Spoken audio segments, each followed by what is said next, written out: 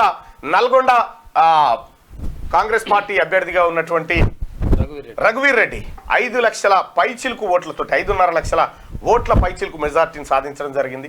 అలాగే రామసాయం రఘురామ్ రెడ్డి గారు ఇక్కడ ఖమ్మంలో కూడా ఆయన కూడా భారీ మెజార్టీని సొంతం చేసుకున్నారు. అలాగే భువనగిరి ఎంపీ అభ్యర్థి చామల కిరణ్ కుమార్ రెడ్డి ఆయన భారీ లక్ష్యాన్ని తన ఖాతాలో వేసుకున్నాడు. ఆ తర్వాత కడియం కావ్య, ఆ తర్వాత బలరాం నాయక్, ఈ 5గురు భారీ మెజార్టీతో గెలవడం జరిగింది. ఈ ముఖ్యంగా వీళ్ళున్నటువంటి ఈ 5 సెగ్మెంట్లు ఏవైతే ఉన్నాయో ఇప్పుడు వరంగల్, నల్గొండ, ఖమ్మం పార్లమెంట్ ఏది పట్టభద్రుల ఎమ్మెల్సీ పరిధిలోకి వచ్చేటువంటి 3 ఉమ్మడి జిల్లాలకు సంబంధించి 5గురు ఎంపీలు వాళ్ళందరికీ. అలాగే గెలిచిన మిగతా కాంగ్రెస్ పార్టీ అక్కడ జైరాబాద్లో సురేష్ షెట్కార్ గారు, ఆ తర్వాత నాగర్ కర్నూలులో మల్లు రవి గారు, నాగర్ కర్నూలులో భారతీయ జనతా పార్టీ వర్సెస్ కాంగ్రెస్ మధ్య జరిగింది. అక్కడ ఆర్ఎస్ ప్రవీణ్ కుమార్ గారు 3rd ప్లేస్ కు పరితమైండు. నేను ఇదే మార్నింగ్ న్యూస్ లో చెప్పినాం, మేమిద్దరం 3rd ప్లేస్ లో ఉంటావు ఆర్ఎస్ ప్రవీణ్ కుమార్ గారు అని చెప్పినాం. అన్నట్టుగానే 3rd ప్లేస్ కి అయిపోయిండు. మెదక్లో అనూహ్యంగా రఘునందన్ రావు గారు ఆ ఒక్క సీటు నన్నారు 1 అని చెప్పి నన్నయింది 1R నన్ను అని చెప్పి కేసీఆర్ ఏదైతే బీజేపీకి 0 లేకపోతే 1 సీట్ వస్తుందని చెప్పిండో అది బీఆర్ఎస్కి పడ్డది. బీఆర్ఎస్ పార్టీ గుండు 0 అదాపాతాలానికి తొక్కబడ్డది బీఆర్ఎస్ పార్టీ. ఇంకొక మరికొన్ని రోజుల్లో బీఆర్ఎస్ పార్టీ శకం ముగిసిపోబోతా ఉంది.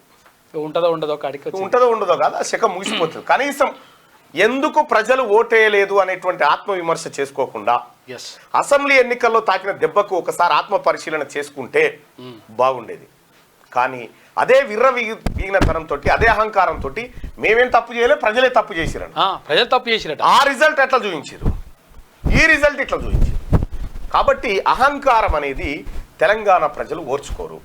అహంకారం పెరిగితే ఎట్లా దించాలో తెలంగాణ ప్రజలకు తెలుసు. అది కరెక్ట్గా దిగిపోయింది. మొన్న ఏం చెప్పిండు కేసీఆర్, 14 లేదా 12 సీట్లు బీఆర్ఎస్కి వస్తే మీ ఆశ్చర్యపోయే ఫలితాలు వస్తాయి చూడుర్రి పార్లమెంట్లో అని చెప్పిండు. నిజంగానే ఆశ్చర్యపోయే ఫలితాలు వచ్చినాయి. 0. ఇంకా ప్రధాని రేసులో ఉన్నా అని చెప్పిండు కేసీఆర్. నేను ప్రధానమంత్రి రేసులో ఉన్నా, నామనాగేశ్వరరావు గారు కేంద్ర మంత్రి అవుతారని చెప్పిండు. అటు నా పోయిండు, ఇటు అంతెందుకు సిద్దిపేటలో బీజేపీ లీడ్ ఉంది, బీఆర్ఎస్ 2nd ప్లేస్ ఉంది. 6 స్థానాలు. గజ్వేల్లో అదే పరిస్థితి. 7 మెదక్ పార్లమెంట్ పరిధిలో 7 అసెంబ్లీ నియోజకవర్గాలు ఉంటే ఒక మెదక్ మినహా అన్ని స్థానాల్లో బీఆర్ఎస్ పార్టీ ఎమ్మెల్యేలు ఉండే. కనీసం 2nd ప్లేస్ రాలేదు. బీఆర్ఎస్ పార్టీ ఎమ్మెల్యేలకు వచ్చినటువంటి ఓటు బ్యాంక్ అంతా బీజేపీకి షిఫ్ట్ అయిపోయింది. అన్ని చోట్ల అదే జరిగింది. బీఆర్ఎస్ పార్టీ 8 చోట్ల డిపాజిట్ కోల్పోవడానికి కారణం ఏంటంటే వాళ్ళ ఓటు బ్యాంకు బీజేపీకి ట్రాన్స్ఫర్ అయిపోయింది. మరి వీళ్ళు వేయించిరా వాళ్ళే వేసుకున్నారా తెలియదు, కానీ జరిగింది మాత్రం ఇది. ఇక బీఆర్ఎస్ గురించి ఎంత తక్కువ మాట్లాడుకుంటే అంత మంచి పరిస్థితి.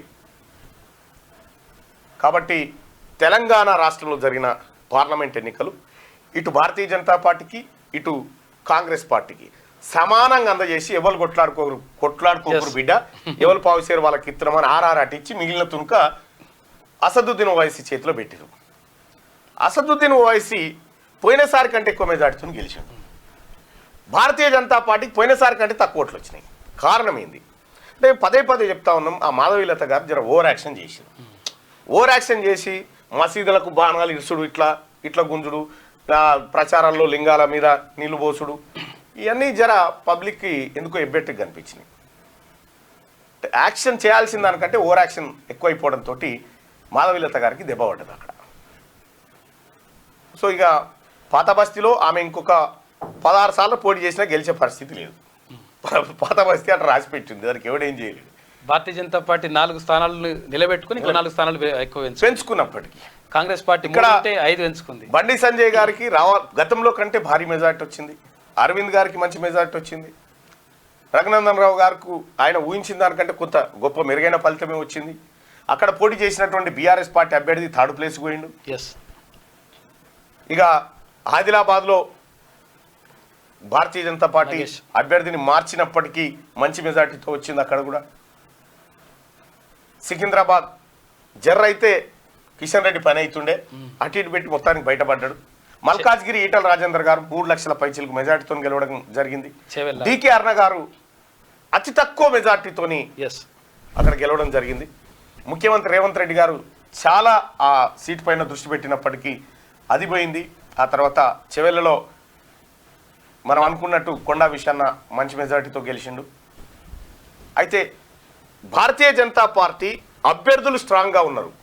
పార్టీ బలహీనంగా ఇక్కడ ఉన్నప్పటికీ అభ్యర్థులు స్ట్రాంగ్ ఉండడం, కాంగ్రెస్ పార్టీలో కొంతమంది అభ్యర్థులు అంటే అభ్యర్థులను మార్చడము, తర్వాత రంజిత్ రెడ్డి గారిని తీసుకొచ్చి ఇక్కడ పెట్టడం, అక్కడ పెట్టడము, ఆ తర్వాత వాళ్ళని పట్టణం మహేందర్ రెడ్డి ఫ్యామిలీని తీసుకొచ్చి మల్కాజ్గిరిలో పెట్టడం, ఇదంతా కొద్దిగా క్లమ్సీగా డిస్టర్బెన్స్ అయిపోయింది. డిస్టర్బెన్స్ వల్ల దెబ్బతిన్నది. లేకపోతే ఇంకా కొన్ని స్థానాలు పెరిగేటి వాస్తవానికి కూడా. ఈ రకంగా ఫలితాలు జరిగినాయి. మొత్తానికి పార్లమెంట్ ఎన్నికలు మరో 5 ఏళ్ల దాకానైతే లేదు. కానీ భారతీయ జనతా పార్టీకి కళ్ళెమేసినంత పనిచేసారు ప్రజలు. 400 సీట్లు ఇస్తే రాజ్యాంగాన్ని మార్స్తావా తాత అని నువ్వు 240 కాడ కట్టడి చేసేసారు. ఇతర పక్షాల మీద ఆధారపడేటువంటి అనివార్యతను క్రియేట్ చేశారు ప్రజలు. కాబట్టి భారతదేశ ప్రజలు ఎన్డీఏ పక్షానికి ఏదో చెప్పాలనుకుంటున్నారు.